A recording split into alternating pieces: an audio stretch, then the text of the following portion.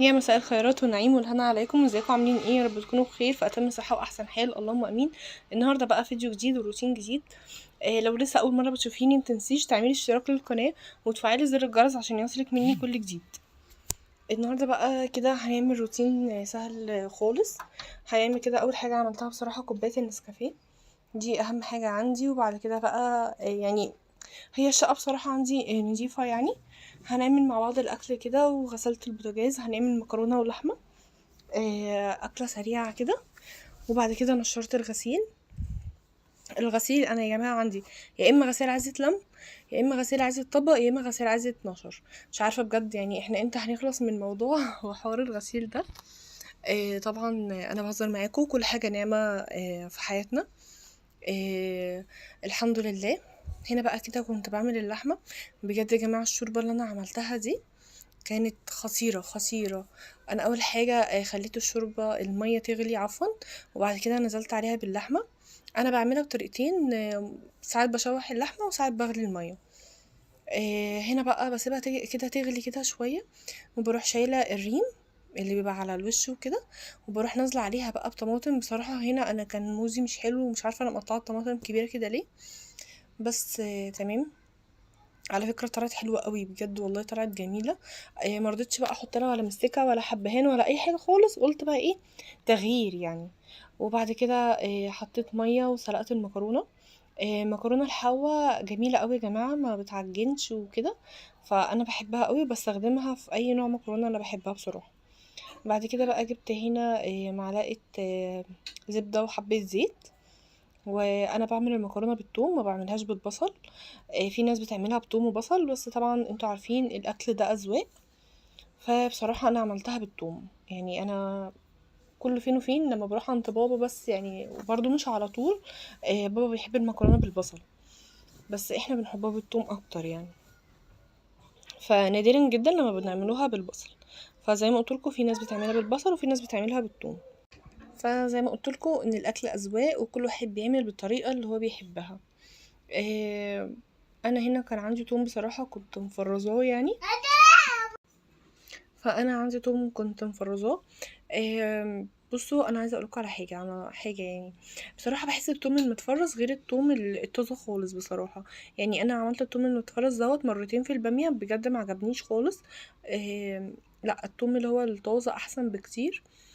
او ممكن كمان تعملوا ايه، انا كنت فرمان نهائي، ممكن تقشروه وتحطوه في برطمان بس. يعني بلاش ان انتوا تفرموه خالص. برضو هيدي طعم كويس.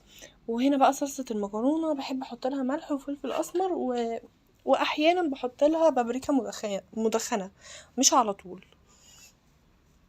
لو وصلتي بقى لحد هنا في الفيديو متنسيش تعملي لي لايك وتشتركي في القناة عشان يصلك مني كل جديد. وقولوا لي بقى كده مستنيين فيديوهات ايه، يعني عايزين فيديوهات ايه عن الفترة الجاية وكده، عشان خاطر اتشجع واعملها لكم باذن الله. هنا بقى كده حطيت المكرونة. المكرونة دي كمان ساعات بعمل طريقة المكرونة كده بحط عليها لحمة مفرومة، بتبقى حلوة قوي. هنا قلت بقى ايه اغسل البوتاجاز. يا جماعة انا من الناس الموسوسة، ما بعرفش اقف اعمل اكل والبوتاجاز مش نضيف. فغسلت يعني الجنب اللي اتوسخ وكده. مش عارفه البوتاجاز بتاعي كده حاساه ما فيهوش لمعه، ان شاء الله هعمل له كده وصفه بالكربونات وملح الليمون. مش عارفه، حاسه الستانلس بتاعه رغم ان انا ما جبتش عليه ولا باور ولا سيترس ولا الحاجات دي خالص، مش عارفه يعني تحسوا انه متخربش كده ليه. هنا برضو التصوير تقريبا كنت مصورها غلط. هنا بقى انا دخلت البلكونه، يعني اروق معاكم البلكونه. بس بصراحه عشان ما اكدبش عليكم، انا يعني روقتها من فوق الوش كده، مسحت السور ومسحت الحبال وكنست الارض بس. ان شاء الله الفيديو الجاي هشيل معاكم يعني النجيله وكده، وهكنس البلكونه وهظبطها. وهنا بقى كده كنت نشرت الغسيل. زي ما قلت لكم غسيل عايزه تنشر وغسيل عايزه تلم وغسيل عايزه تغسل. بعد كده اخدت ايلين ودخلت حميتها. هنا بقى كنت بوريكم هي كانت نايمه كده على السرير. وبعد كده عملت كوبايه قهوه تاني. الفترة دي مصدعة جامد قوي والصداع ما بيسيبنيش، فمش عارفة بشرب ممكن كوبايتين او 3 نسكافيه في اليوم. هو غلط جدا على فكرة، محدش يعمل كده، بس البرشام الصداع مش هعمل معاه حاجة. فعملت كوبايه قهوه تاني. مضرب النسكافيه ده تحفه بجد، انا كنت جايباه ب200 جنيه، دلوقتي بقى 300 وي.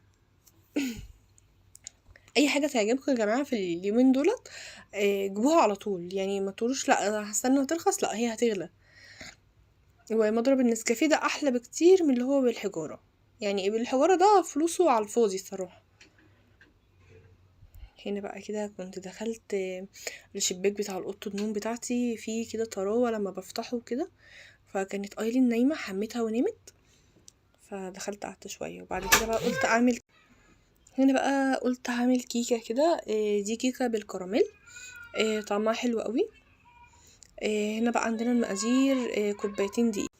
هنا بقى المقادير بتاعتها كوبايتين دقيق وثلاث بيضات وكوبايه الا ربع زيت وكوبايه الا ربع سكر وبرده كوبايه الا ربع لبن وكيس بيكنج باودر وكيسين فانيليا والكيس اللي هو الكريم كراميل بتاع دريم. انا حطيت اللي هو البودر وسبت اللي هو الكراميل التاني ده حطيته على الوش. الكيكه دي سكرها مظبوط واعملوها بنفس المقادير، مظبوطه جدا زي ما اتفقنا، اللي هو كوبايتين دقيق وثلاث بيضات وكوبايه الا ربع زيت وزيها سكر وزيها لبن.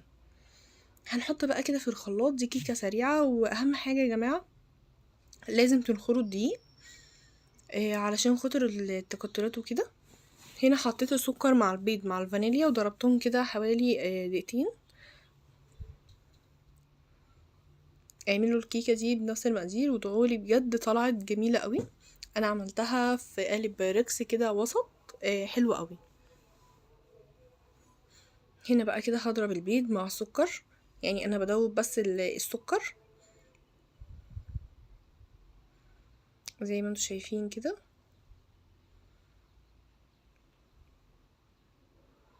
على فكرة عايزة تستغني عن الكراميل برضو وتعمليها كيكة عادية برضو بتبقى حلوة، ممكن تحطي جوز الهند برضو بتبقى حلوة قوي، بس طبعا جوز الهند يعني مش هنضربه في الخلاط، احنا هنحطه مع الدقيق وكده وتقلبيه مع الدقيق. وبعد كده بقى هنا هنزل بالزيت زي ما انتوا شايفين كده، وبعد كده هنزل باللبن، وبعد كده هنزل بالكيس كريم كراميل. بصوا هو انا عشان ما اكذبش عليكم، هي كيكه حلوه بس مش حاسه بيها بطعم الكراميل يعني، بس هي الكيكه طعمها حلو قوي قوي من جوه، بس مش حاسه اللي هو ان انا باكل كريم كراميل يعني، فاهمه؟ مش نفس فاهمين قصدي، مش نفس الطعم يعني، بس اللي هي كيكه كده فيها حاجه حلوه انا مش عارفه اوصفها لكم. على فكره الكيكه دي بتبقى مغذيه قوي للاطفال وكده، اعملوا كيكات واعملوا حلويات للاطفال في البيت. السكر اللي فيها الاطفال خلاص بعد ما عدت سن السنه قدمي لهم اي حاجه، هو بس السكر يعني مش مستحب، ولا السكر ولا العسل النحل للاطفال اقل من سنه. بعد كده خلاص بقى بياكلوا معانا عادي والملح عادي وطبيعي عادي مفيش حاجه. هنا بقى حطيت البيكنج باودر على الدقيق وبنقلب كده كويس علشان الكيكه ما تطلعش جنب عالي وجنب واطي، ممكن في النص مثلا تبقى هابطه كده، فلازم تاخدي بالك من النقطه دي كويس، انك تقلبي البيكنج باودر او الكيك شيف مع الدقيق كويس. هنا بقى كده هنزل بالخليط وهنقلب بالراحه علشان خاطر الكيكه برضو تطلع مظبوطه وما تطلعش هابطه، والهواء اللي في الكيكه كله ما يهبطش يعني. بصوا احنا بنقلب الكيكه في اتجاه واحد، ما بنقلبش كده في كذا اتجاه، بصوا بنقلب من تحت لفوق من تحت لفوق. هنا كده انا فضلت اقلب في الكيك، باخده كده من النص علشان خاطر بيبقى فيه بواقي دقيق كده تحت ولا حاجه، حتى هتشوفوا معايا كان في حبه صغيرين دقيق قلبتهم في اخر حاجه خالص. بصوا بنعمل كده، احنا بندخل كده ايه هواء للكيك. بصوا الكيكه طلعت معايا مظبوطه، لا جنب عالي ولا جنب واطي ولا في النص هابطه. دخلتها على فرن درجه حراره 180، قعدت حوالي 45 دقيقه. طبعا احنا بنعمل اختبار بنشوفها كده من النص ومن الجناب، سواء ان هي يعني لو الخله دخلتيها وطلعت فيها عجينه من الكيك يبقى لسه الكيك كده ما استوتش. هنا ده كان قالب بايركس الوسط. بصوا اهوت كان في حبه دقيق قلبتهم زي ما انتوا شايفين كده. جربوا الكيكه ديت وقولوا لي بقى في الفيديوهات ان الكيكه حلوه، وما تنسوش تعملوا لايك علشان خاطر تشجعوني.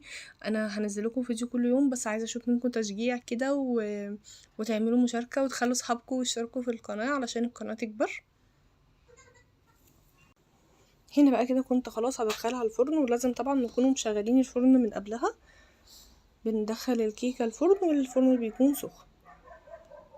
بصوا بقى لما طلعت على فكره هنا الاضاءه بس مش حلوه، بس هي مش غامقه كده ولا حاجه، حلوه قوي بجد. طلعت حلوه. بصوا مستويه، مفيش حته عاليه وحته واطيه. الكيكه هشه. بصوا هوريها لكم برضو من جوه. انا حطيت هنا عليها بقى من فوق كده صوص الكراميل. عايزه بقى تحطي عليها صوص شوكولاته رايح جاي كده، متغرقهاش طبعا. عايزه تسيبيها خالص اللي انت عايزاه. انا حاسه ان انا عايزه اديكوا حته والله.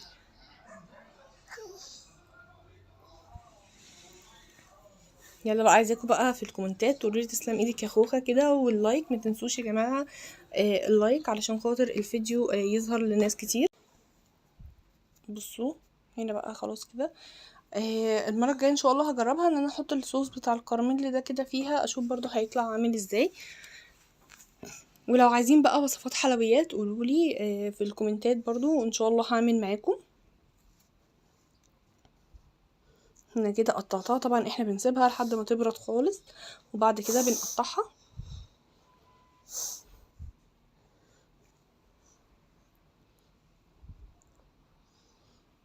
هنا بقى انا كنت مقطعاها قطع صغيره علشان خاطر ايلين يعني وكده ما تعرفش تمسك الحته الكبيره، فكنت مقطعاها كده قطع صغيره على قد ايديها. بصوا الكيكه. تعالوا يا جماعه كلوا معايا. وبعد كده بقى هنا شغلت غسالة الأطباق. كان عندي كده كام طبق بصراحة وشغلت الغسالة. قلت بقى ايه لحد يعني انا الفيديو ده يا جماعة والله انا كنت عاملاه لحد الساعة 2 بالليل. كنت مشغلاها بالليل زي ما قلت لكم، المية عندي بالنهار ضعيفة، فبحب اشغل الغسالة بالليل علشان خاطر يبقى ضغط المية كويس وتنضف الحاجة. هنا بقى كده شغلت الغسالة وخلاص كده. اشوفكم في فيديو جديد وروتين جديد. مع السلامة. باي باي.